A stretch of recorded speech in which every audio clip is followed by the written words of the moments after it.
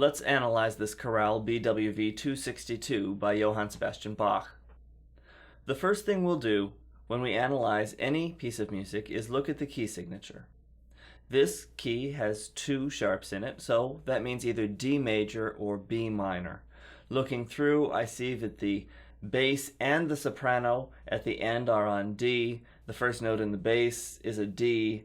And then I'm looking for my minor indicator, which would be A versus A sharp. I know that A natural probably means D major and A sharps would mean B minor. So looking through this piece, I see a number of A naturals, but I don't see any A sharps. So chances are very good that I'm in the key of D major. The first thing I do is I write my key followed by a colon underneath the key signature. So now everything that follows this will be considered in the key of D major. Let's look at this first chord. I'll start at the bottom. I've got a D, I've got an F sharp, and then I have another D, and then an A. Now these notes are pretty spaced out. I don't see a simple snowman, so the upper notes can come down until they're in the octave right above the bass. So this A would fall down to the A at the top of the bass clef. The D in the treble clef would actually fall down and double the bass note. And now I have my nice looking snowman. It's a beautiful root position triad. It's a D triad, and I'll look at the quality now. I've got D to F sharp, which is a major third, and then D to A on the outside is a perfect fifth. The triad that has a major third on the bottom and a perfect fifth on the outside is of course major, so I will label this D major. Let's move on to this next chord. From the bottom up, I've got B, F sharp, D, and D. We'll do the same trick of collapsing the chord down into the bottom octave. Both of these Ds in the treble clef will fall down into the bass clef, and already we have our nice looking root position triad. It's a B triad. B to D is a minor third, and B to F sharp on the outside is my perfect fifth. The kind of triad that has a minor third on the bottom and a perfect fifth on the outside is the minor triad, so I'll write B minor. Next I have this eighth note sitting here all alone, but remember, both of these eighth notes fit within the quarter notes in the other parts.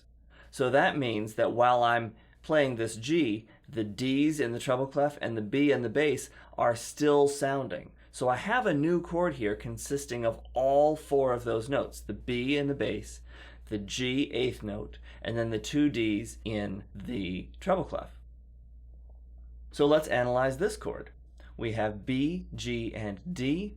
Just like last time, the D's can fall down into the bass clef, and now I do not have a nice snowman. In fact, I have an inverted triad. We'll follow the procedure. We'll see the floating note. The snowball that is defying gravity is the G, and so G is my root. If I stack this in thirds on top of a G, I'll just do it here in the treble clef so it's easy to see. G to B is a major third, G to D on the outside is a perfect fifth. Again, major third on the bottom, perfect fifth on the outside makes a major triad. So this is G major, but it is inverted. The bass note is B, which as we can see is the third of this triad, so the third is in the bottom, which makes it first inversion. Remember that our inversion symbol for that is that 6, so we have a G major 6. Next chord, we've got F sharp in the bass, A, D, and A going up. We'll collapse all those down into the bottom octave above the bass, and we have another inverted triad. The floating note is D, D is the root.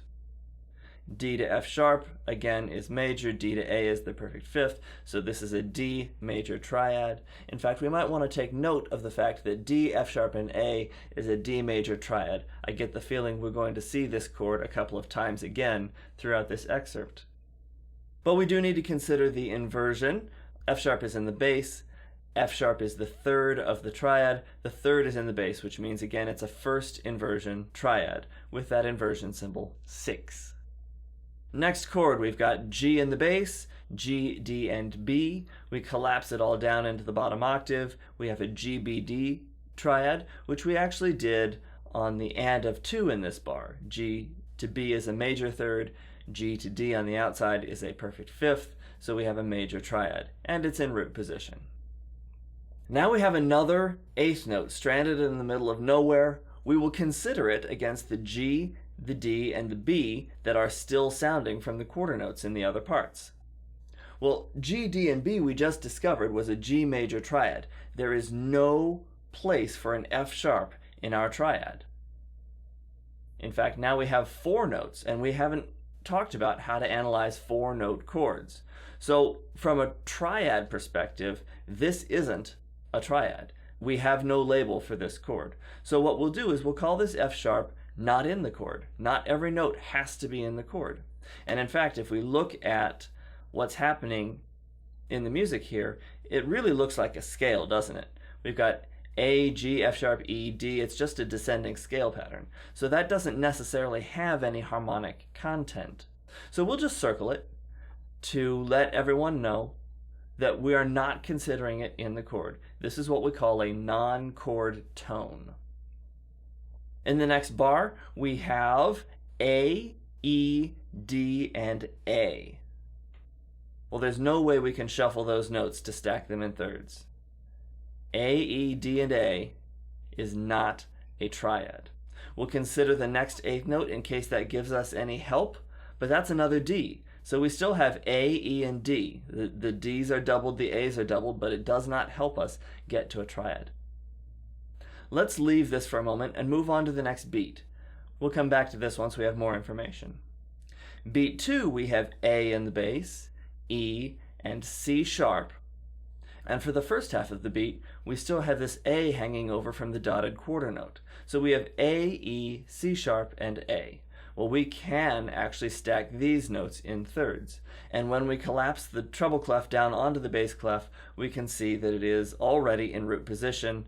It's an A, C sharp, E triad. Well, A to C sharp is a major third, A to E on the outside is a perfect fifth. This is a major triad. So we'll write in A major. Let's go back and look at that previous beat again. We still have the A and the E in the bass, in that middle voice in the left hand, and in the top. The only notes that don't make sense here are the D. So let's circle the Ds, call them non-chord tones, and then say both of these beats are A major. We can slide our A major label back from beat 2 to beat 1, and now everything in this first beat and a half is accounted for. The next eighth note that we see hanging out is a G, but we've already figured out that we have an A major triad here. That doesn't change. The G doesn't fit within it. It adds a fourth note that we don't need to consider at this time. It's another non-chord tone. Beat 3, we have D, D, D, and F sharp. This is only 2 notes. You can't make a triad out of 2 notes. This is an interval, really. It's a D to F sharp interval. It's a major third. And here's where we get into some special rules. It is possible, especially at the ends of phrases, to omit the fifth of a triad.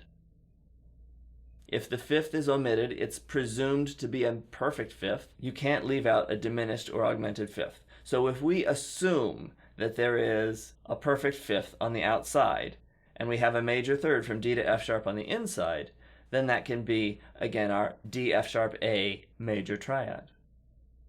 It's the same chord again on beat 4. Let's look at beat 1 of measure 3.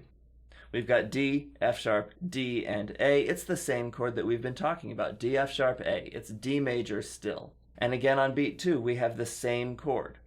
On the and of 2, we have a C sharp hanging out, adding a fourth note into the mix. We don't need 4 notes to make a triad, so we'll circle it. It's a non-chord tone.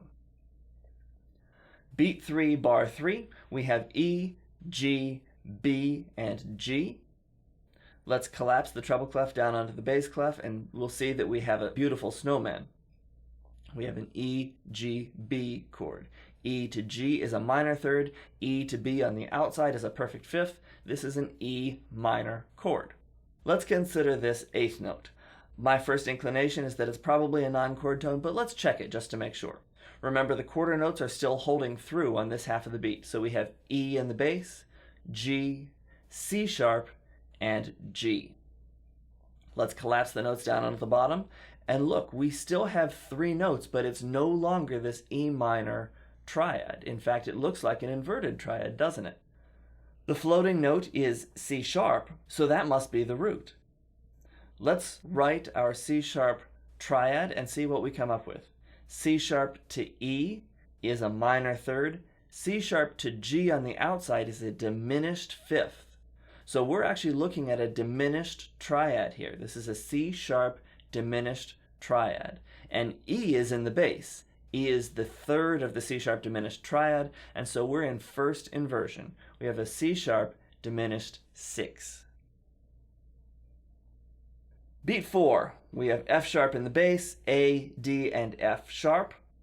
If we collapse these down, we can see that we have an inverted triad, F sharp, A, D. The D is the floating note, D is our root, and D, F sharp, A again is D major. With F sharp in the bass, that's the third of the chord, so we're in first inversion. Beat 1 of the last measure, we have G, B, D, and E. This one's fun. We can either take G, B, D and have a nice root position G major chord with an E as a non-chord tone, or we can take G, B, and E and have an E minor triad in first inversion. How do we know which one to choose? Well, it really is kind of up to us. We're the one analyzing the piece, and we can decide what makes more sense. But we do need a reason for the decision we make. Our process has to be defensible. So let's look at the next eighth note to see if we can have any more information. Well, this eighth note is an E. So to me, that means that the E is more important than the D, because there are 2 E's and only 1 D. So let's take the E and use that chord. The G, B, and E chord is an E minor. On the first beat, the G is in the bass. G is the third of the E minor triad, and so we have an E minor in first inversion, E minor 6. But on the second eighth note of the beat, the bass changes. It's still an E minor triad. It's still E, G, and B with the D non-chord tone. But because the bass has changed, the inversion has changed. Now I don't need to rewrite the whole chord, but I do need to indicate that the inversion has changed. And so I'll write 5-3. Now I'm sure you remember that 5-3 is an inversion symbol that we don't bother writing. It's assumed. But if we left this blank, the 6 from the previous chord symbol would carry through, and it would mean that we are still in first inversion. We have to write something to indicate the inversion change, so we will write out the 5-3. Beat 2, we have A and C sharp, and look, that E in the top voice is a dotted quarter note, so it's actually carrying through onto the first half of this beat. So we have A, C sharp, and E. That's a nice root position A chord. A to C sharp is major, A to E on the outside is perfect. This is an A major triad. On the second half of the beat, we've got all kinds of crazy things going on. We've got A in the bass. We've got a G 16th note at the end of the beat. We've got C sharp carrying over from the first half of the beat, and then we've got D on top.